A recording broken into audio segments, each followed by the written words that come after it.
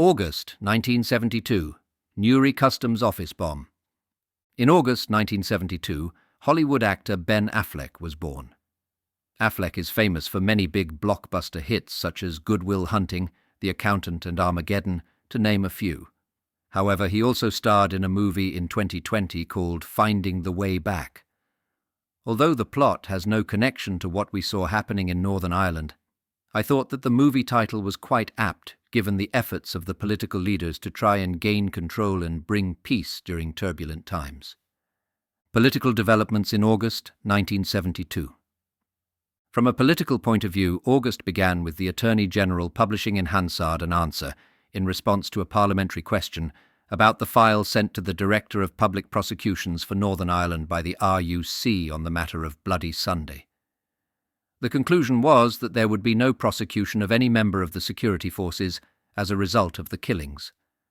Charges in respect of riotous behaviour against some civilians were also dropped. In the General Review of Security, the following was recorded from a meeting on law and order. The GOC and Chief Constable reported a generally quiet night. The reception in most of the former Republican no-go areas had not been actively hostile, although some resentment had been shown. There were rumours that provisional IRA leaders had gone over the border and that arms had been hidden both in country areas in Northern Ireland and across the border in County Donegal. The car bombs in Claudy, County Londonderry, which had killed 6 people, were probably planted by the provisional IRA, which had then reacted to adverse publicity, as in the case of the Abercorn restaurant explosion in Belfast, by disclaiming involvement. More public records that were released in January 2003 also contained a note from R.T. Armstrong, then with the Prime Minister's office, to T.C. Platt, then with the Northern Ireland office, on the 4th of August. The note shows that Prime Minister Edward Heath was highly sensitive to the issue of the interrogation of prisoners by the security forces. Another political development at the end of August was a letter sent from D. Holden to Secretary of State for Northern Ireland William Whitelaw on the subject of integration.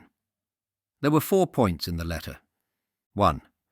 When submitting our earlier paper entitled, A Devolutionary Solution, I indicated that Northern Ireland permanent secretaries under the general umbrella of the Future Policy Group were also working on a paper on the integration approach. 2. The attached paper is the outcome of a number of discussions and, as with the paper on devolution, not all our members supported in full each of the detailed suggestions. I have also cut short some of the inquiries which some members would have liked to pursue. I did this because I thought that it was more important to produce a paper quickly. 3. We have considered integration in the context of existing arrangements in the United Kingdom and have not tried to anticipate the recommendations of the Kilbrandon, formerly Crowther Commission, or the reaction of the UK government to them. Our proposal for a Scottish Convention on the general lines, suggested by the Douglas Home Committee, might well be affected by the findings of the Kilbrandon Commission in relation either to Scotland or to regional government generally. 4. We are at present at work on the draft of a paper on what we call the Irish dimension. This recognises that the Northern Ireland problem has an external as well as an internal character, and that any real solution must take account of both. On the 29th of August, a meeting was held by the Secretary of State for Northern Ireland, William Whitelaw. The meeting covered what they classed as several short-term problems that required early action. 1. Sectarian murders. The Chief Constable reported that since the 1st of July there had been some 48 cases of murder, 26 of Roman Catholics and 22 of Protestants, where political or sectarian motives might be involved. It would be wrong, however, to attribute all the murders on one side to the other, as among the dead were several men with criminal records who might well have been killed by those of their own community. The very high number of these murders was indicative of the general state of lawlessness, the number of arms held illegally and the lack of cooperation by the public in bringing forward information. The Secretary of State accepted a suggestion by Sir David Holden that in attempting to allay public fears about inactivity in dealing with these murders, he could, when meeting the press on the following day, at least categorise these murders as sectarian shootings of selected victims, random sectarian shootings, and the elimination of renegades by their own people. He would also mention the £50,000 award fund for information, the acceptance of anonymous information, and the possibility of direct communication with himself. 2. Bomb attacks on Claudy. The Chief Constable reported that the RUC wished to interview 5 people, some believed to be over the border, in connection with the car bomb attacks on Claudy village, and the Secretary of State welcomed the opportunity of Mr. Lynch's visit to Mr. Heath on the following Monday to confront the former with a direct request for extradition. 3. Case of Miss Anne Walsh. The meeting considered the possibility of bringing charges against Miss Anne Walsh, who had been detained for questioning a few days previously. The Chief Constable was to report back the following morning. 4. Illegal road checks. The GOC informed the Secretary of State that there had been some reduction in the number of illegal CESA and UDA road checks, but some fringe elements were still creating a nuisance. 5. Army occupation of Roman Catholic schools. The GOC reported on the progress made in vacating some school accommodations and on the need for retaining the remainder until the end of the year. A press statement would be issued the following day on the lines indicated. 6. Protection of Belfast city centre. The GOC explained the difficulties of balancing maximum security precautions against minimum interference with normal life, and urged that the corporation and other bodies concerned with the city centre should keep in close contact with the local army commander in the area rather than bring complaints at intervals to Stormont Castle. The Secretary of State wished to have details for his press conference the following day of IRA penetrations of the security screen around the centre of Belfast. 7. Longer-term appraisal. The GOC saw the next few months as falling into 3 separate phases, each requiring a different security policy. 1. The present period leading up to the September Constitutional Conference. 2. The period of further negotiations and planning. 3. The period during which the political solution would be implemented. Shootings, stabbings, and beatings in August 1972. As the politicians continued to beaver away in the background to try and contain and control the violence on the streets of Northern Ireland, there was still a resistance movement taking place. In recent months, several shootings, beatings, or stabbings had taken place. August 3rd, IRA volunteer Robert McCrudden, 19, was shot by the British Army during a gun battle on Hooker Street, Ardoyne, Belfast. August 4th, British soldier David Card, 21, was killed by an IRA sniper while on foot patrol in the Andersonstown area of Belfast. August 7th, civilian Terence Hennebury, 17, was found shot in entry off Glenmachan Street village, Belfast. It's believed that loyalist paramilitaries were responsible. Also, off-duty UDR officer William Creighton, 27, was shot by the IRA outside his home, Drumrainey, Magaravely, near Newtown Butler, County Fermanagh. August 12th, the body of a Catholic civilian, Francis Wynne, 37, was found in an abandoned car on Jaffa Street, Shankill, Belfast. He had been kidnapped, beaten, and shot twice in the head by UDA volunteers. August 13th, the UDA stabbed a Catholic civilian, Thomas Madden, 48, to death in a shop doorway on Old Park Road, Belfast. He was a night watchman.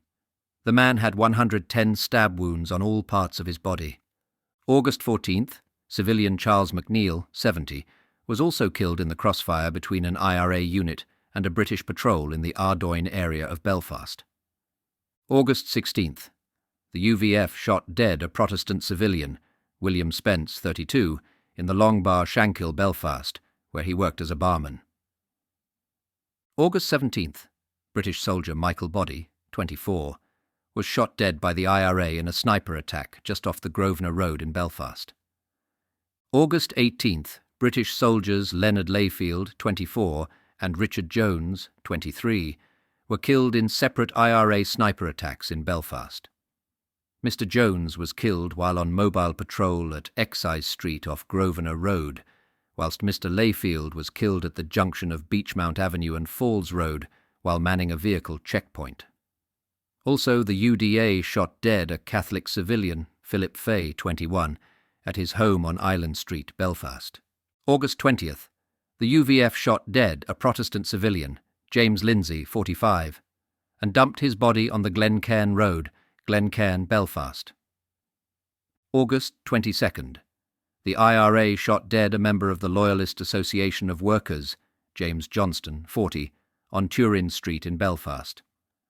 August 23rd, British soldier Alan Tingey, 25, was shot dead in an IRA sniper attack in the Andersonstown area of Belfast.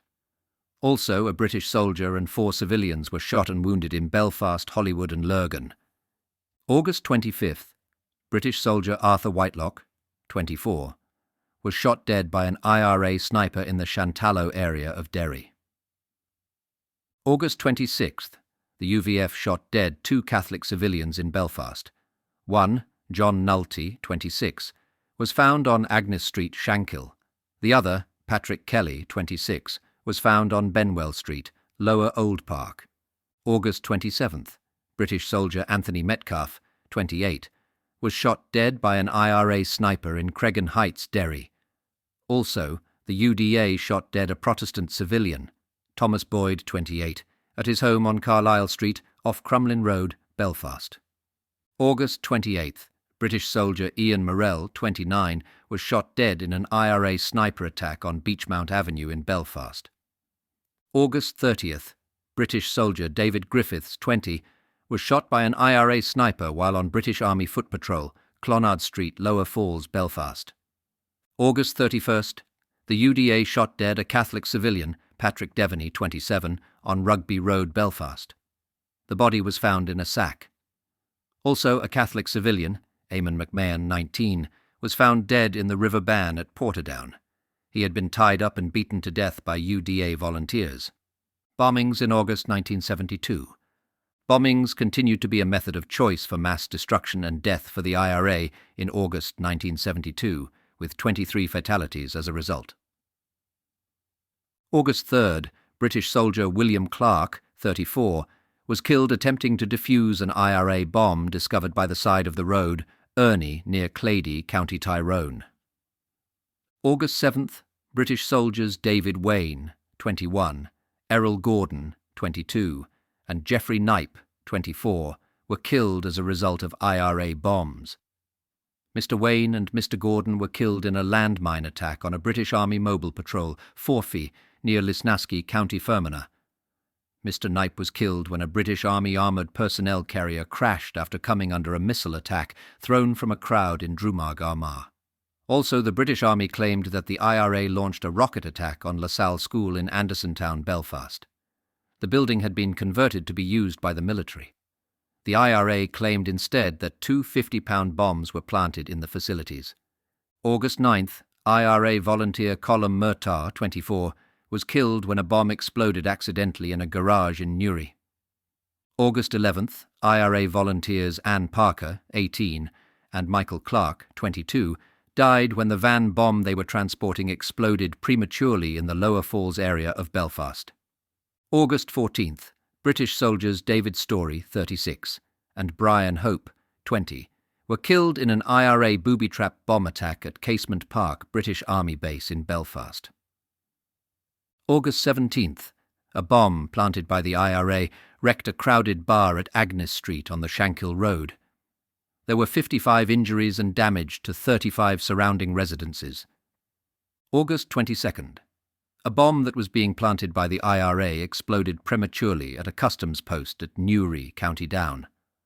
9 people, including 3 members of the IRA, Noel Madden, 18, Patrick Hughes, 35, and Oliver Rowntree, 22, and 6 civilians, Francis Quinn, 28, Patrick Murphy, 45, Craig Lawrence, 33, Michael Gillies, 32, Joseph Fegan, 28, and John McCann, 60, were killed in the explosion. August 24th, British soldier Ian Kay, 19, was killed in an IRA landmine attack on a British mobile patrol in Crossmaglen, County Armagh. August 25th, UDR soldiers Alfred Johnston, 32, and James Eames, 33, were killed by an IRA remote-controlled bomb hidden in an abandoned car, detonated when an Ulster Defence Regiment patrol approached at Cherrymount near Enniskillen, County Fermanagh.